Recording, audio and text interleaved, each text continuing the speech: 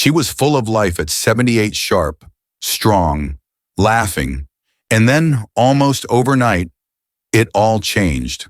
Her mind started slipping, her body shrank, her world got smaller, and within 2 years, she was gone. What really happens after 80? It's not just bad luck or bad genes. There are hidden forces, silent, subtle killers that most people never even notice. In this video, I'll show you 5 real reasons why so many people begin to fade after 80, and how you can stop it before it's too late. Stick with me. Your future might just depend on it if you're over 60 or love someone who is. Hit subscribe and turn on the notification bell right now. These are the videos no one else is making, but everyone needs. And if any of this hits home, leave a comment below. Your voice matters more than you know. If you're over 60 or love someone who is, hit subscribe and turn on the notification bell right now. These are the videos no one else is making, but everyone needs. And if any of this hits home, leave a comment below. Your voice matters more than you know. She used to dance, not on a stage, just in the kitchen, barefoot, stirring soup with one hand and spinning with the other. That was Eleanor, age 78. She laughed loud, remembered every birthday, still read mystery novels cover to cover. But by 81, something changed. She stopped dancing. Then she stopped cooking. Then she just stopped. No one could explain it. Her doctor said, "It's just age." Her daughter said, "Maybe she's just tired." But Eleanor hadn't been tired. She'd been alive, until suddenly she wasn't. If you've ever watched someone you love slowly disappear while still being here, you know what I mean. It's not always a heart attack or a diagnosis. It's quieter than that. It's a fading, like a radio slowly losing signal until all you hear is static. So what really happens after 80? Why do so many people who were thriving, walking, thinking, laughing, suddenly lose their edge, their energy, their will to keep going? Most people think it's just genetics, or luck, or what happens to everyone. But I'm here to tell you the truth. It's not. There are forces, silent, invisible forces, that slowly drain life after 80. And most people never even realize they're under attack. I'm not talking about smoking or diet or whether you took your pills. I'm talking about the deep, hidden systems inside the body and brain that begin shutting down. Not because they have to, but because no one is telling them to stay on. Your nervous system, your identity, your sense of connection, your movement, your purpose. These aren't nice to have in your 80s. They're your lifelines. In this video, we're going to uncover 5 powerful reasons why so many people begin to fade after 80. And more importantly, what you can do right now to stop it from happening to you. Some of these reasons will surprise you. Others might feel familiar, but all of them have one thing in common. They're avoidable. So if you're over 60 or you love someone who is, stay with me, because your best years aren't behind you unless you let them be. And before we dive into the first silent killer, do me one small favor. Hit the subscribe button and turn on the bell so you never miss a video like this again. These truths don't just need to be heard. They need to be shared. And if this already hits home, drop a comment below and tell me, I'm still here, because you are, and you still have time. His name was Gerald, 82 years old, former accountant, a man of routine, neat shirts, morning paper, always had a fresh pot of coffee on by 6:30 a.m. For years, he waved to his neighbors every morning, talked to the cashier at the corner store, stopped to chat with the mailman about the weather or the local baseball team. Nothing deep, nothing dramatic, just human. But after a small knee injury, Gerald stopped going out as much. He started ordering groceries online, canceled his morning walks, told his daughter she didn't need to drive him to the diner on Sundays. It was too much trouble, and just like that, the world went quiet. His body still worked. His mind was still there. But inside, something began to change. What Gerald didn't know, and what most people don't know, is that those tiny, forgettable daily interactions were doing something extraordinary behind the scenes. They were keeping him alive, Researchers call it microsocial engagement. It's not about deep heart-to-hearts or family gatherings. It's those short, casual human moments. The clerk who knows your name, the nod from the same dog walker, the "how are you" at the post office. These small moments regulate your nervous system. They send signals to your brain, you're still part of something. You're still needed. And without them, the brain begins to downshift, literally. Memory networks shrink, mood regulation suffers, stress hormones rise, inflammation creeps in, and your immune system weakens. You become invisible, not just to others, to yourself. Gerald thought he was simplifying his life, saving his strength.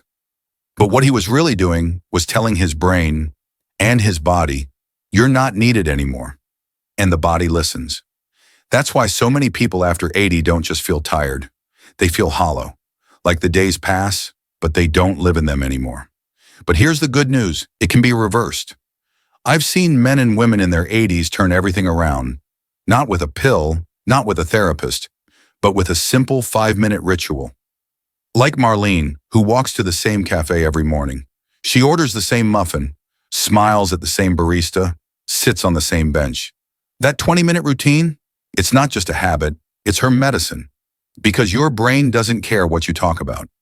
It cares that you do, that you're still in the world, still engaged, still seen. So ask yourself, when was the last time you had a casual conversation that wasn't planned? When was the last time someone unexpected said hello?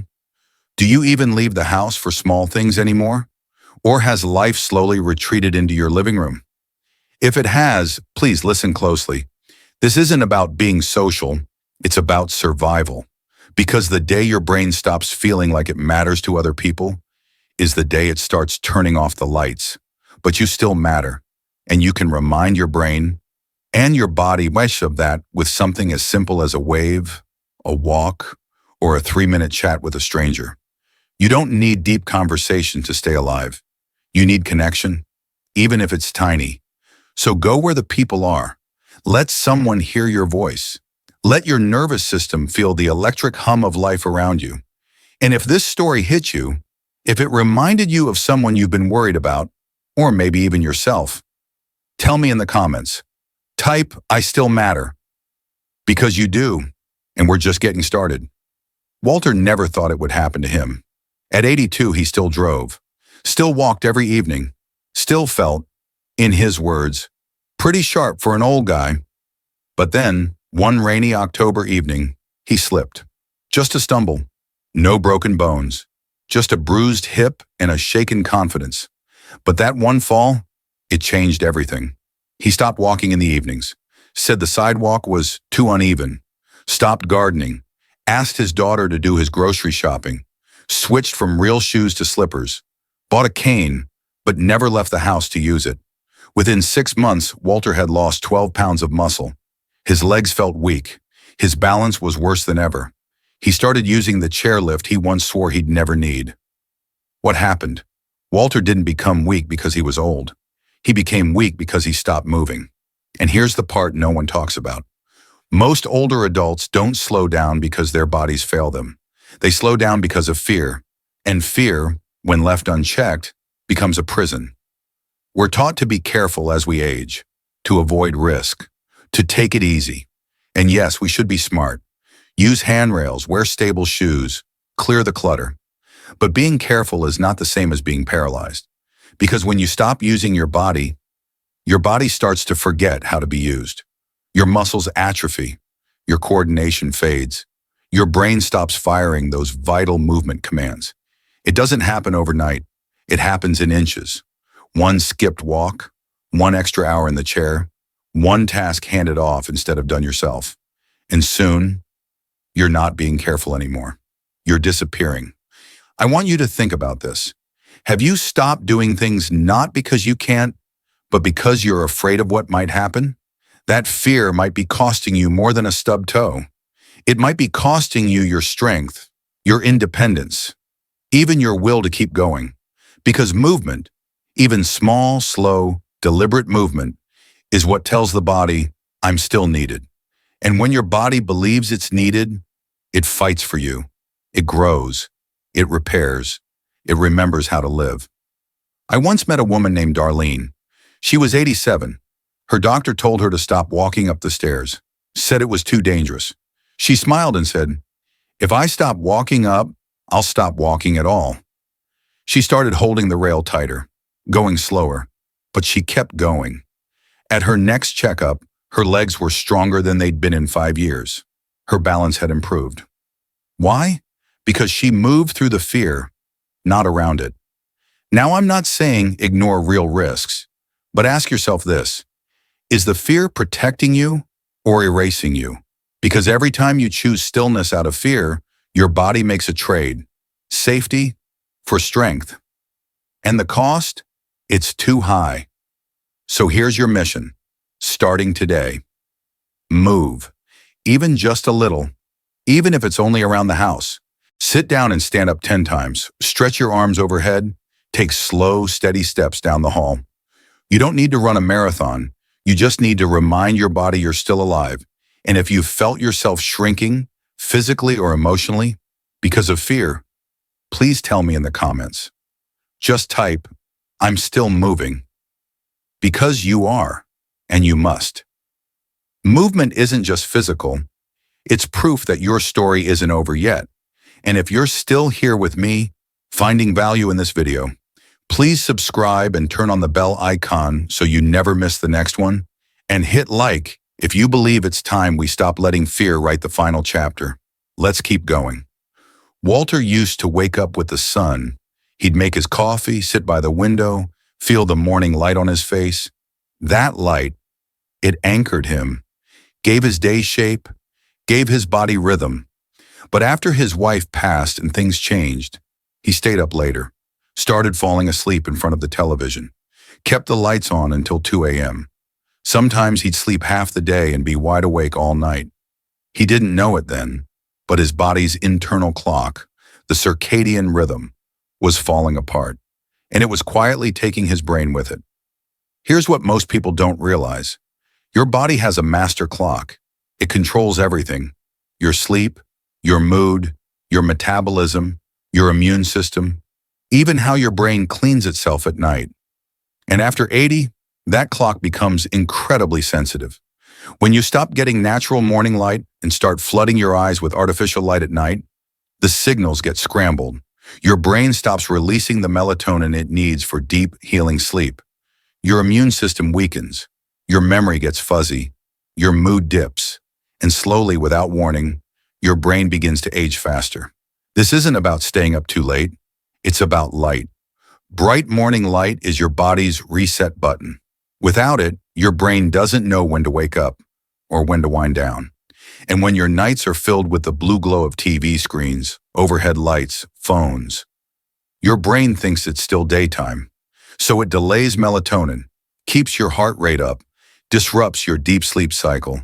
And night after night, that missing deep sleep adds up, weakening your memory, your energy, and your overall health.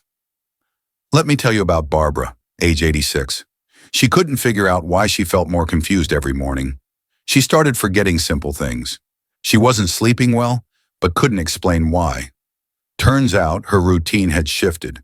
She'd stopped going outside, spent her afternoons on the couch with the blinds drawn, left the TV on for background noise until 1 or 2 in the morning. Once she changed 2 things: opening the curtains every morning and turning off all screens after 8 p.m. Her clarity improved within weeks. No pills, just light. So ask yourself, are you seeing enough daylight in the morning? Are you going outside at all, even just to sit? Are your evenings full of artificial light? Do you fall asleep to the TV? These habits aren't harmless. They're hijacking your brain. And here's the truth. You don't need to change everything, just enough to reset the rhythm. Try this. Get outside within 30 minutes of waking up, even just 10 minutes on your porch. Keep your home bright during the day, but dim the lights 2 hours before bed. Shut off screens an hour before sleep. Use warm-toned lamps instead of overhead LEDs. Your body wants to rest. Your brain wants to repair, but they need your help. So if you've been feeling off, If your sleep is restless, if your mind feels foggy in the morning, you might not be losing your edge. You might just be losing your light. Comment below and type reset the clock if this hit home for you. I read every single one, and if you're still with me, learning something new, do me a favor, like this video, subscribe, and hit the bell icon so you never miss another insight that could literally change your life. Because we're not done yet. What's coming next might be the most important reason people start fading after 80. It's invisible, it's emotional, and it can make the body give up, even when the body's still strong. Stay with me. Her name was Rosa. She was 87. She had 3 children, 7 grandchildren, a shelf full of photo albums, and a home that used to be filled with noise. But now, it was silent. She still cooked small meals, still kept her floor spotless, still wore her lipstick every morning. But when someone asked how she was doing, she'd smile and say, "I'm fine." Except she wasn't. She wasn't sad. She wasn't in pain. She just didn't feel anything anymore. One day she looked at her daughter and said something that broke my heart. "I don't think I'm depressed. I just don't see the point of waking up anymore." That right there, that's what I call emotional starvation. It's not the same as sadness. It's not crying all the time. It's not dramatic. It's quiet. Number hollow. And it's killing more people over 80 than any disease we talk about. See, after 80, many people are physically alive, but emotionally they begin to fade out. Why? Because the things that once fed their soul, purpose, intimacy, responsibility, laughter, challenge, are gone. Their kids don't need them like they used to.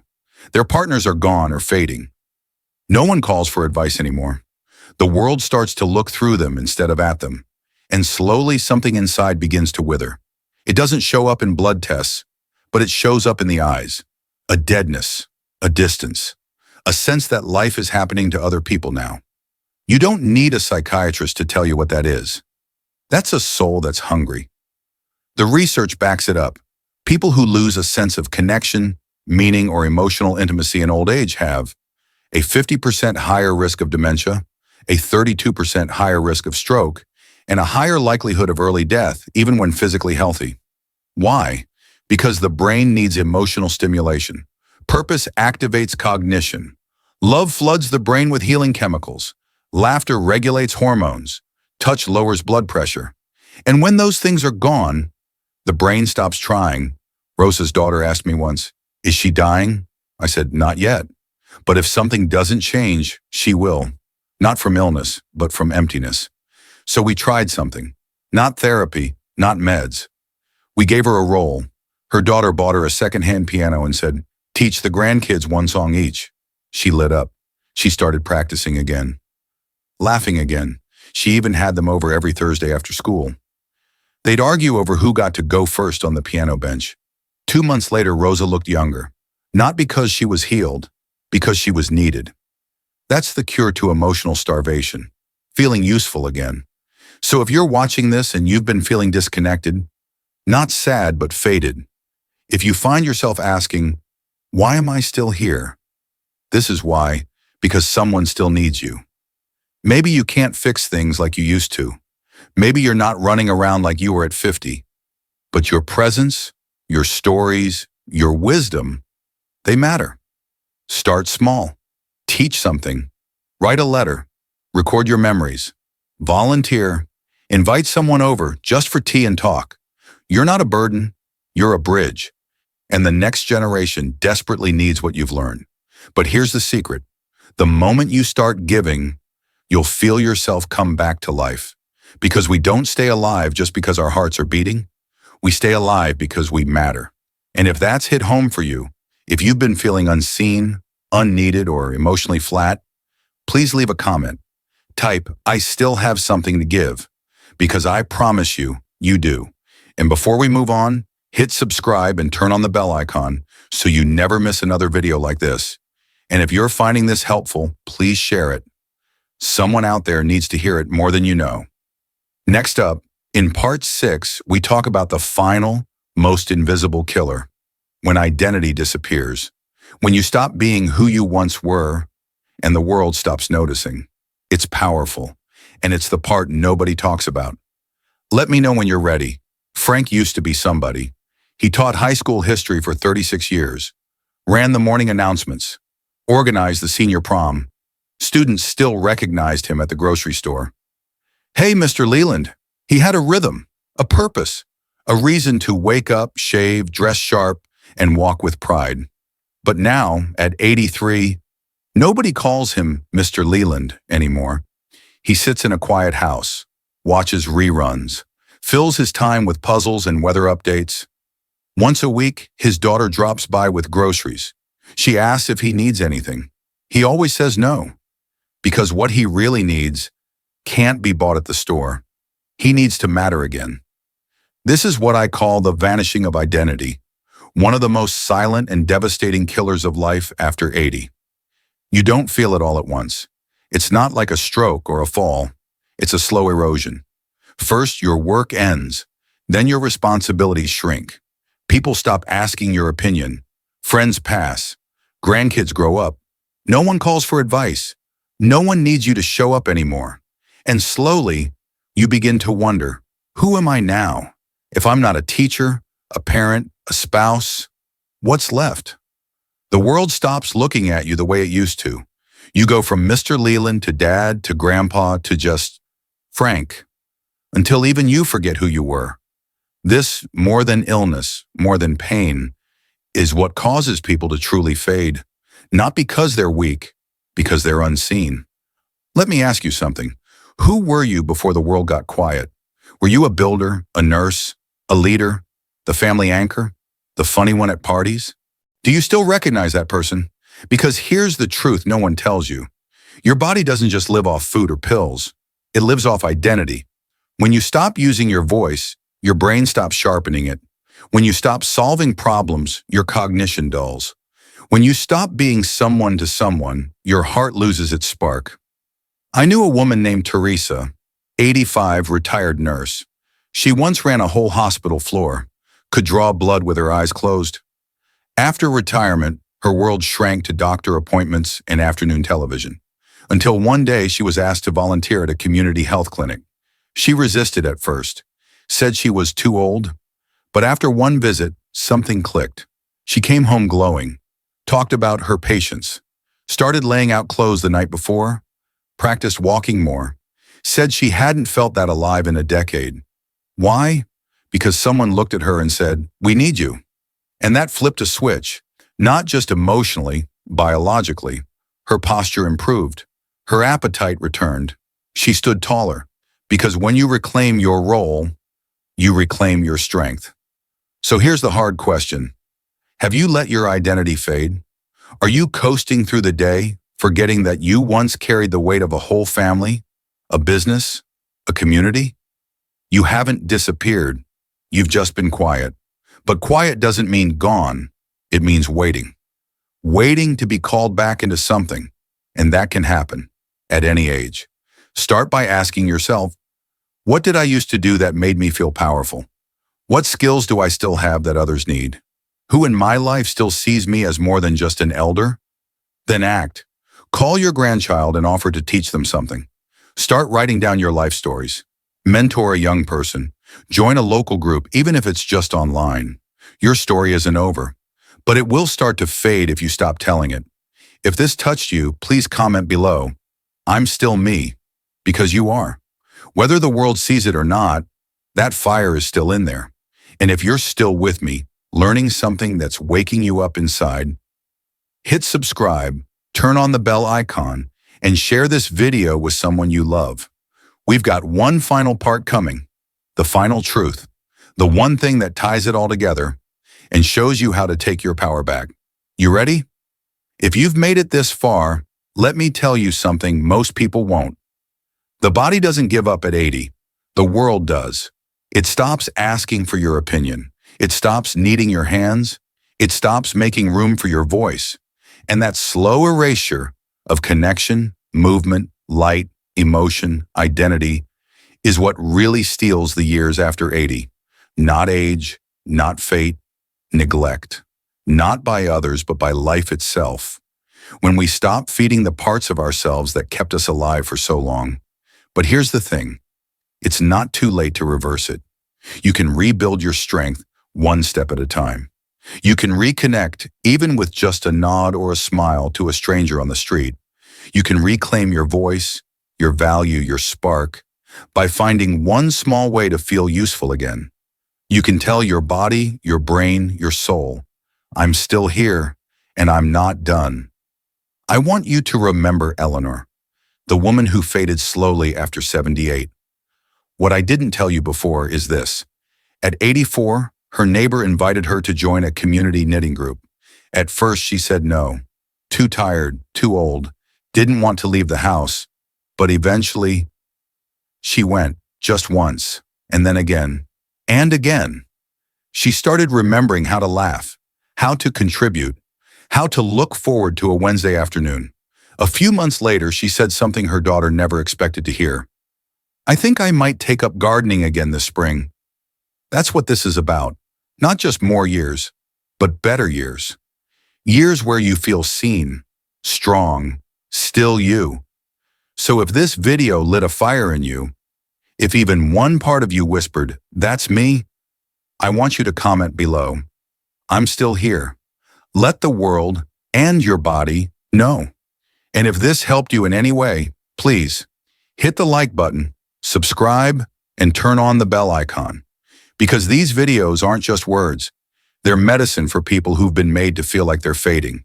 And I promise, as long as you keep showing up, so will I. If this spoke to your heart, if you felt a part of yourself in any of these stories, do one thing for me. Comment below, share your age, say I'm still here, and I'll be right there in the comments reading everyone. And don't forget to subscribe and hit the bell icon, because this isn't just a channel, it's a movement. One story at a time, we are staying sharp, staying strong, and staying seen.